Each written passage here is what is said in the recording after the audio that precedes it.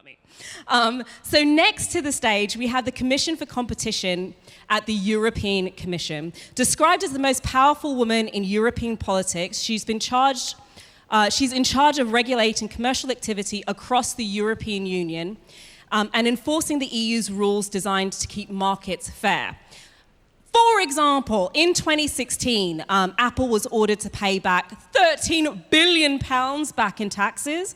June 2017, Google was fined £2.4 billion for manipulating search results, and antitrust cases are still open against a number of large multinational organizations. So please give a very warm welcome to the stage, Margrethe Vestager.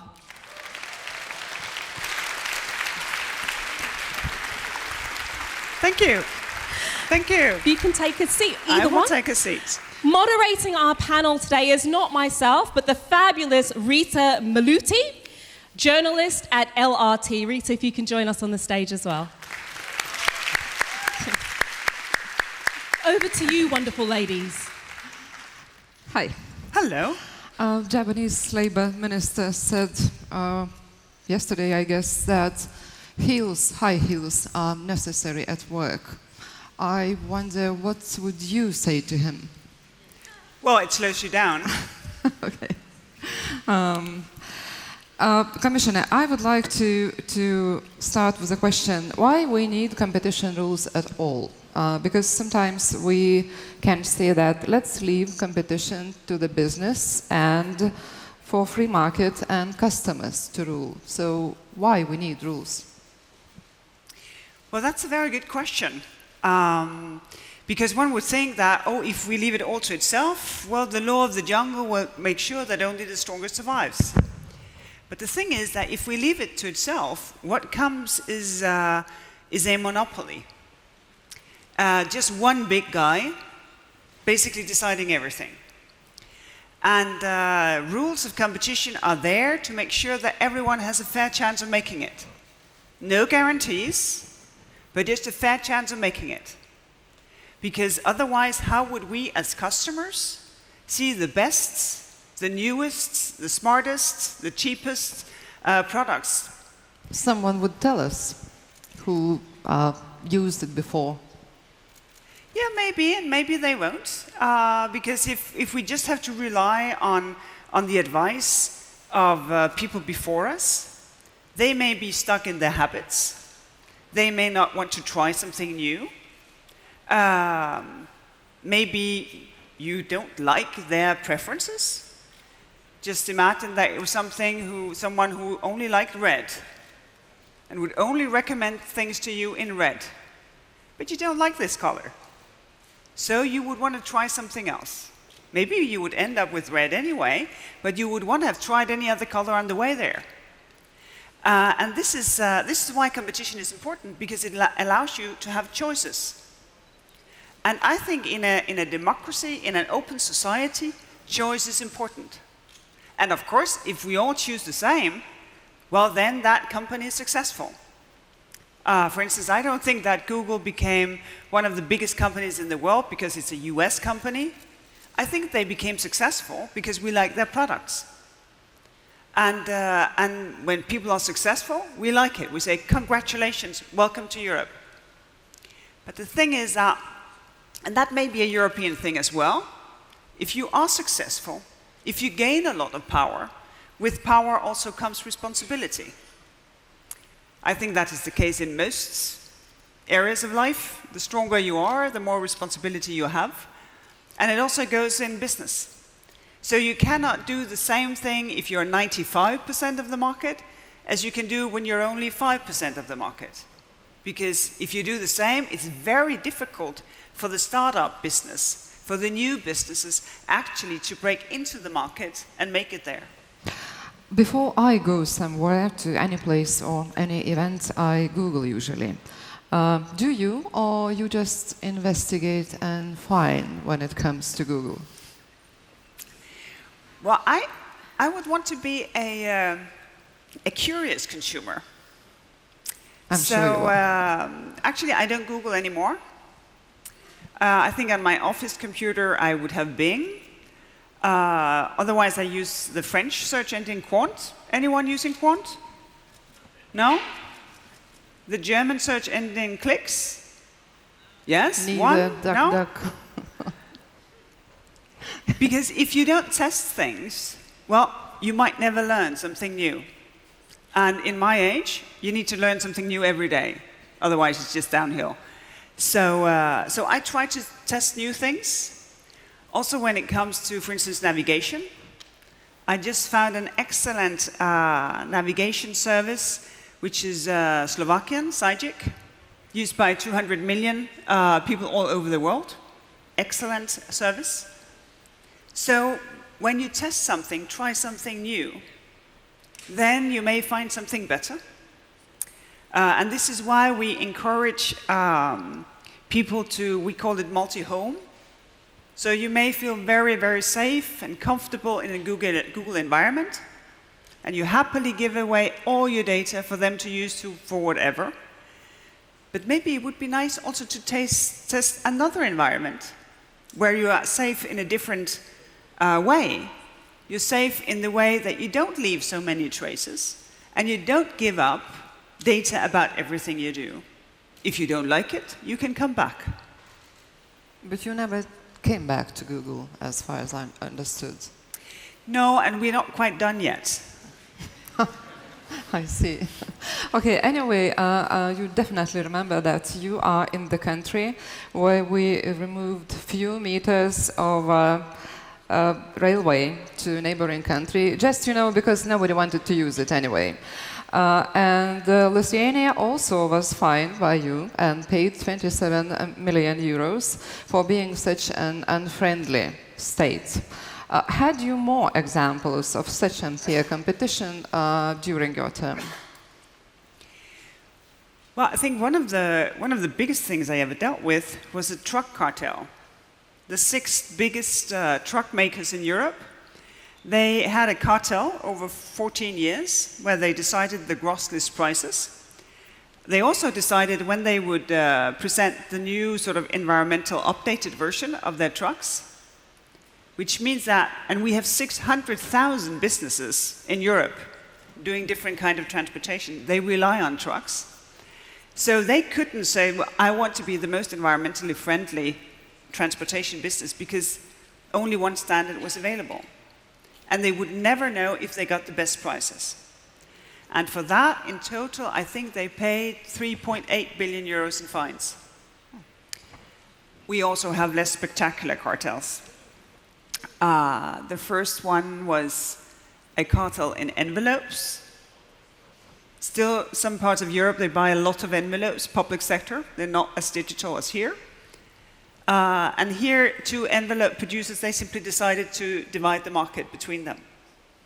So we have, it's a very broad spectrum. We have the most advanced, most modern digital cases in antitrust. And then we have cases in cement, in foam packaging, in envelopes, everything basically, and cars. When you sit in your car, the foam you sit on has been cartelized. When you put on your safety belt, it has been cartelized. When you put in your key, the start engine has been cartelized. When the lights come up, the light bulbs have been cartelized. So here, I think 10, 12 different car parts have been cartelized. So you can find it in every sector. And as a consumer, you really feel that you're being cheated. And this, I think, is this is the bad thing. Because I've been a politician for more than 20 years. And obviously, I've come to realize that most people don't think about politics every day. Some people Thanks God. No, some people don't even vote. Not too good. Not so good. But everyone will have to go shopping for food or for clothes or for whatever. And they will work in a business that's in the marketplace. So I think if you feel empowered when you're in the marketplace, when you do your shopping, then I think it kind of you feel also better as a citizen in your society. Because there's no backroom deals. There's no one who decided if you could make it or not make it. And in a democracy, I think that's the way things should be. That you, as a consumer, you're empowered. That every business have a fair chance of making it. And of course, in particular, small, medium-sized businesses, startups. In order for them to be able to make it, the market will have to be open. Am I a consumer of Apple, which is also was fined by you? Chief Executive Tim Cook described the EU Commission's decision on taxation as total political crap. Does it hurt when you hear someone talks about things you do concerning your mandate in such a words? No, but I think it hurt him. How? You mean fine or words? Well, this was in public space. It's a quote, I think, from a paper. And I think, of course, it hurts when you have to pay your taxes, like everyone else. Because actually, this was not a fine. This was unpaid taxes. 13 billions of unpaid taxes. And Apple is in the same market as a number of many other businesses for capital to fund their business, for skilled employees, for customers. And most businesses, they pay their taxes because I don't think they have much choice. Taxman comes and gets you if you don't. But some businesses, they get a better deal. And that's not fair. And I think especially not here after the financial crisis, sovereign debt crisis, in so many countries, you know, salaries of nurses and policemen and public servants had to come down, taxes went up, people had to retire later, their pensions may have been cut. I think also for them to look at just a few businesses not contributing to the societies where they do that business. That's not fair. That's not a reasonable way of organizing our society. But very often you and your team are under attack of such a commentators, right? Where from your confidence comes? What helps you to be sure in your decisions? Because I can hardly believe that you never had any doubts on decisions you made. But exactly that is, of course, part of my leadership responsibility. First, we only open a case if we think there's something there, because otherwise it would be harassment. And second, when we then have sort of said ourselves that this is what we think, then we say, well, let's change the perspective 90 degrees. So we look at the case from a different angle. And when we have done that, we change our perspective again. You said 90? But then plus. And on top of that, we have independent advisors. We have an independent chief economist. We have our legal service. And they will have to defend the decision in court in Luxembourg if we are appealed. So we have independent advice. And we try to change our perspective to make sure that we get it right. Because otherwise, of course, you're right. There's a risk that you sort of develop tunnel vision and forget criticism, forget that you're obliged to consider everything, and of course, in particular, things that works against sort of your initial doubts. So in that respect, we have to be very careful and to use our doubts as a tool to keep asking questions, to keep challenging ourselves to make sure that we get it right. Have you ever any thoughts like, am I seeking for the justice or I just am demolishing someone's business? Or how easy or how hard it is to come to decision one or another? Well, we have our fines are capped. They can maximum be 10% of global turnover. So they can be big, but they are still affordable. And anyway, you shouldn't, as a business, ruin other people's business. Because this is, of course, what we're fighting. It is when a business is trying to ruin other people's business. And that's the important point. And this is, of course, why we are sometimes, quite rigorous to say, well, no, we're not here to ruin your business. We're here because you tried to ruin other people's business. And one of the sad things of the first Google case, which took quite some time, in total 7 years before we came to a decision, for many reasons, in the meantime, some businesses, they died. They couldn't be maintained because of the illegal Google behavior, because they couldn't be found anymore. And if you cannot be found, you can do no business. And this, for me, is a very strong motivation, because I think it's fundamentally very unfair if businesses do something to other businesses that doesn't leave them a fair chance to compete. What's your opinion? Will French search engine Quant, which you mentioned before, beat Google anytime soon? Well, it depends. Maybe not in numbers of users, maybe not in queries. But for me, and of course we have different preferences, but for me the quality I get suits my purposes. And for me it's important that I don't leave a trace. I don't want to fund Google's business with my data. And this is basically what we're all doing. We're giving up resources that could have been used for another purpose. And I think we have to be much more aware of the value that each and every one is creating. And we do it all the time. By allowing data to be harvested from all our different devices. And I just say, I don't want to do that. Quant doesn't use cookies to follow users, and neither it collects personal browsing data or any data profiling. Google and some other companies does. But sometimes it is good for users if when I don't see commercials which doesn't make any interest to me, I like it, and I like this way of doing business. Why isn't it a fair thing to pay some privacy for some comfort? Oh, but it can be completely fair.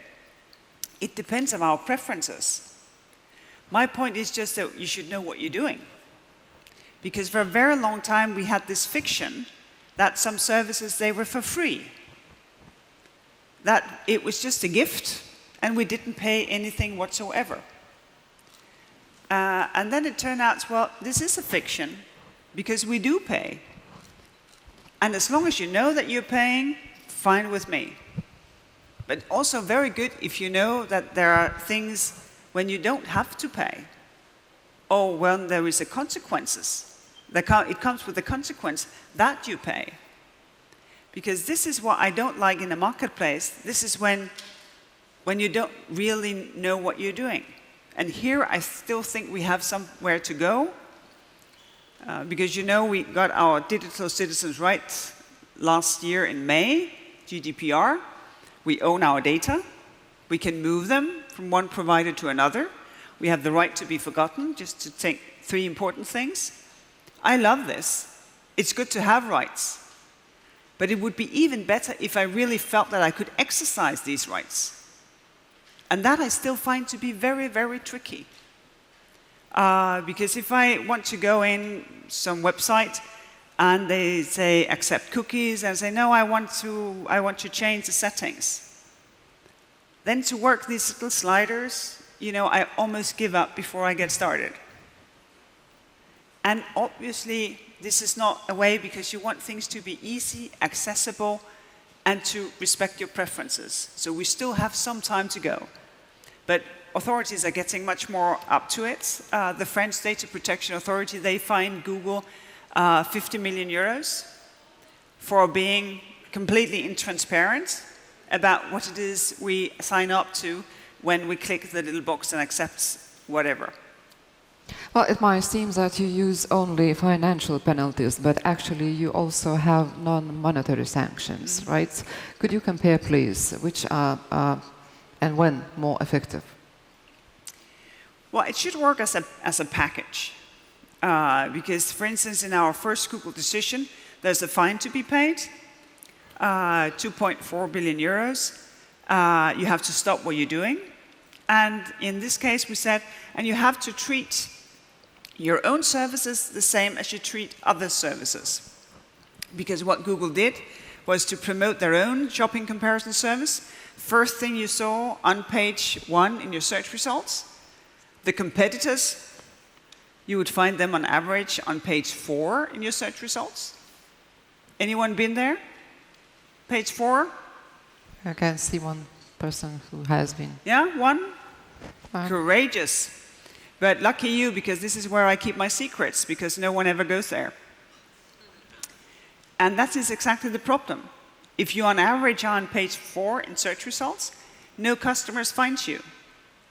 And no customers, no business. And this is why we didn't just give a fine. We also said, well, you have to treat your rivals the same way you treat yourself. So now, when you're looking for a product, I don't know what, toaster, ventilator in a hot day, then in 75% of queries, you would find competitors to Google, their rivals. And some of the merchants doing their business with the rivals, in 40% of cases, the clicks would go to them. So the market is not quickly, but slowly opening up for others to have a chance of making it. Some people say that fines for Silicon Valley companies are not fair measures in this competition between EU and US, because the digital market is more advanced in the United States than in Europe. What would be your answer? Well, it's not so much about us versus the US. It's about doing business in Europe. Because we have a very open market, and that serves us quite well. Everyone is welcome to do business in Europe if you do it by our rule book. So it's more about this coming here and not respecting how we do things. And that I find to be very important, that we are neutral. You can come from any country. You can be publicly owned or privately owned. But you have to play by the same rule book. Because otherwise, well, how can we know that we as consumers are fairly treated? I would like to hear your thoughts about the way that big companies like Apple or Amazon are making their business. Is it more question of ethics or lack of ethics? Or just maybe American tradition, when back to cutthroat competition before Theodore Roosevelt and its administration and its Antitrust Act. So, can we measure? Well, back in the days when our union was founded, sort of the very first steps, our founding fathers, they saw that an unregulated market was part of what caused the Second World War. Because monopolies were formed, enormous market power was concentrated on very few hands. So they said, well, it's a big puzzle to make Europe stay peaceful, since we now have been the origins of 2 world wars. And they looked at the US for inspiration. So a big part of our competition law is inspired by the US, because they were started already. So also in the US, they don't have this concept of just compete till everyone else is dead, and then you own the market, and you can be a monopolist, and you can set prices at whatever level you want to. It's a quite close-knit family. The markets are different, but there's the same sort of line of thinking, that one should have a fair chance of making it. And this is also why we work very closely with our American colleagues. If we have a merger case, and it's also notified with them, well then, as soon as we are allowed by the businesses, the teams would work together. They would exchange ideas, they would talk, they would make sure that if the business had to do something, that it would fit both purposes. So that there may be differences in what cases we open, but that depends on the market. But we're a quite close-knit family when it comes to sort of the fundamental understanding of what is competition. So, would you support those who are saying that US broke up big monopolies in the past, more than 100 years ago, therefore it's time to do so again? Or there is no need for such things? Well, what we want is for the market to be open. We want businesses, startups, scale-ups, to be able to make it in the marketplace. This is what we want to happen. It's not a goal in itself to cut up a company in smaller parts. It's very far-reaching because we're talking about private property. So for us, it's a measure of very last resort. So we would try to do, almost everything else in order to open the market before getting to cutting up companies. Okay, let's concentrate on Europe. What about fair competition here? Do we solve all problems with Gazprom or Siemens or Alstom, or we just started with them? No, but we're humans. Sure. And as long as humans are doing business, there is a risk that some will be greedy or some will fear being pushed out of the market. So I think there will be work to do for competition law enforcers forever. Forever. But things can change for the better. In the Gazprom case, we took commitments from Gazprom and made them binding. So they have to follow them, otherwise they will have to pay a fine. And this means that you can have competitive prices, that you can have your gas delivered somewhere else if you want to sell it on in the marketplace, so that you get a better deal. As a reflection of the fact that we found that for the many countries who are, for their gas supply, 100% depending on Gazprom, that you get a better deal, so that the prices will reflect what you pay on a more open market in some of the hubs, for instance, in Germany, because then you get a better deal. Okay, and what about Siemens Mobility and Alstom? Because France says that the position of European Commission to block merger of Siemens and Alstom benefits no one but China. Yeah, but I think one of our starting point, Siemens and Alstom, they do trains and signaling, and they were to merge.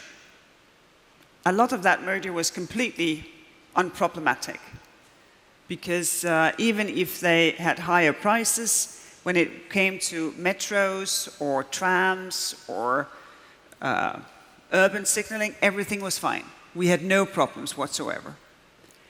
But in two areas, we had an issue, because here they would be very, very big. So there was a risk that they would say, we're so big now that we just have higher prices. When someone have higher prices, well, as a customer, you say, well, can I go to someone else? So we are looking, can you go to someone else when it comes to signaling in Europe?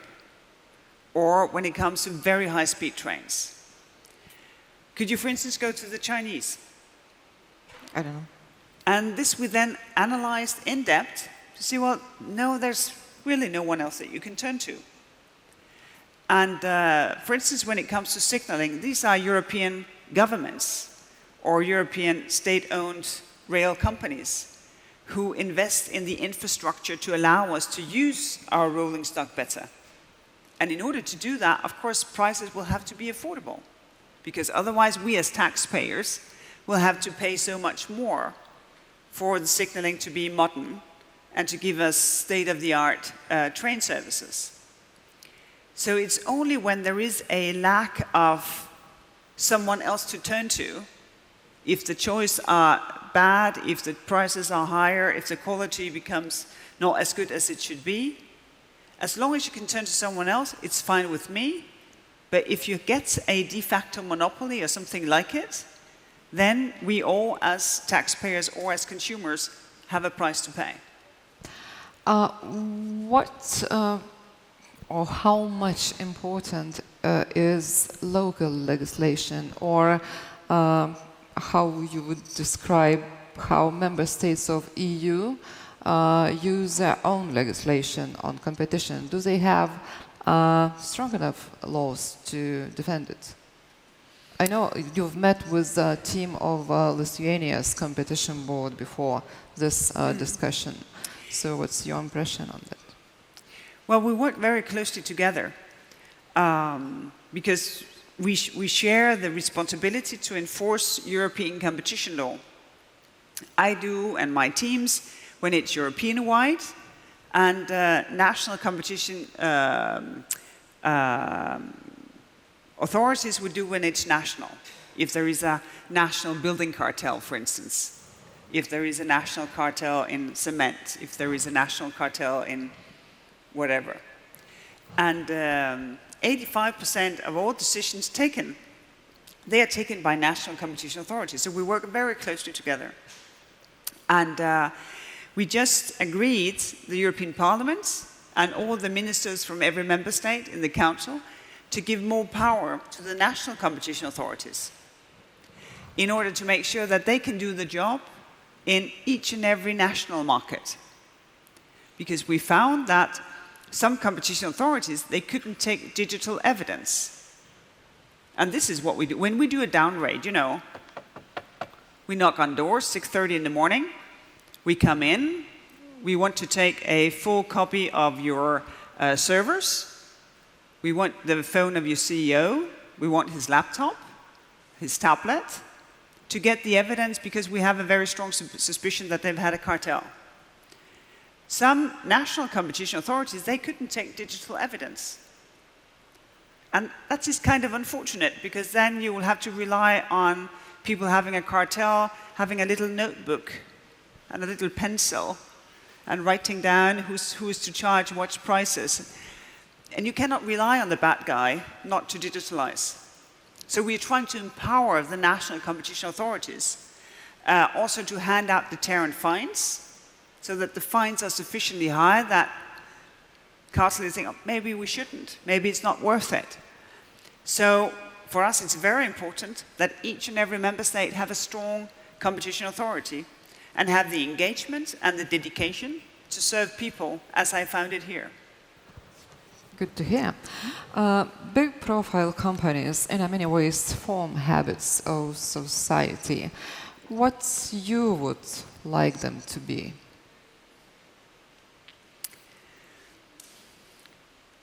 But I see that our physical world and our digital world sort of comes together. There are so many things that we have discussed and discussed and discussed and then agreed upon and then put into rules in our physical world. If someone out there was handing out child pornography instead of samples of their products, he would be taken down in 30 seconds. If the same thing happens online, it could take a very long time before someone took a consequence to that. And that I find to be scary, because the internet is not that free, open, democratic space as we thought it would be maybe 10 years ago. It's a very commercial space, and sometimes you find things that you literally would never, ever accept in the outer world. And I would wish for much more responsibility for those who are depending on digital issues. For instance, I just read in the paper, because this is not one of our cases, that YouTube would change some of their algorithms because they tend to show you more and more sort of far-reaching extremist material not because you want to, but because this is the way the algorithm works. And that, I think, is very important, because who are we to know what is going on? Who are we to know what is the background for the suggestions that we get when we just get started? So these are few things that you are saying scares you. What about artificial intellect and all products of it? Are you scared by it, of it a bit at least? Or you are absolutely, or you completely understand how it works and and we may be sure that it can be controlled at any stage of its existence. Controlled by a human, I mean. Well, I think the important thing is that there's always has to be a human responsible. You cannot have such a principle, what happens in Vegas stays in Vegas. What my AI did, I don't know. That doesn't work. You need to resume the responsibility. If it's your AI, you have the responsibility to know what it's doing. The second thing is that we have made guidelines for ethical AI for Europe, so that we can trust it, so that it will serve humans. Because there is a huge risk that if we just completely let go, we don't get the benefits of AI, and they can be, I think, tremendous. But we also get the controlling, opaque, maybe authoritarian AI that will not serve us as humans. That being said, I think we have a very, very, very long way to go before AI can mimic the human brain. Also because I think we hardly ourselves understand how the human brain works. So in that respect, I definitely think that we'll still be needed.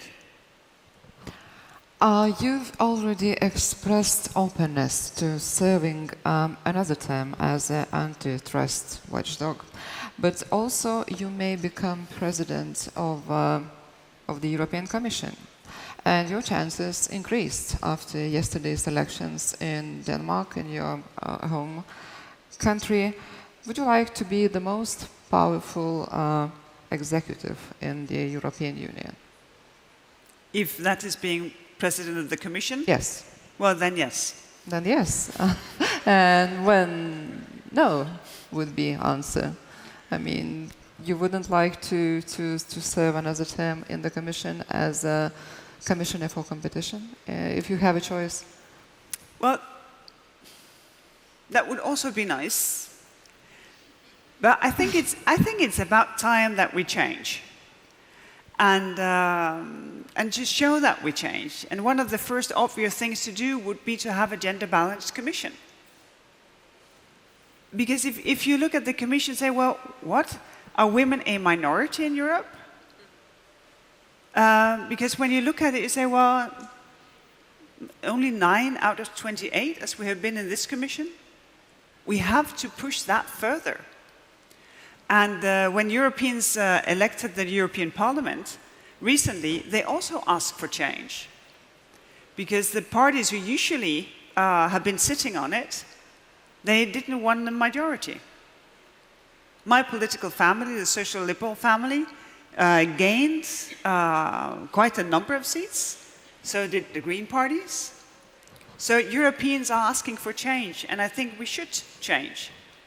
And we're very different, of course, so heads of state and government and parliament have a clear choice. When we were in the debate of the candidates, I think you saw that. But I think it's important that we change, because our European democracy should be relevant for us.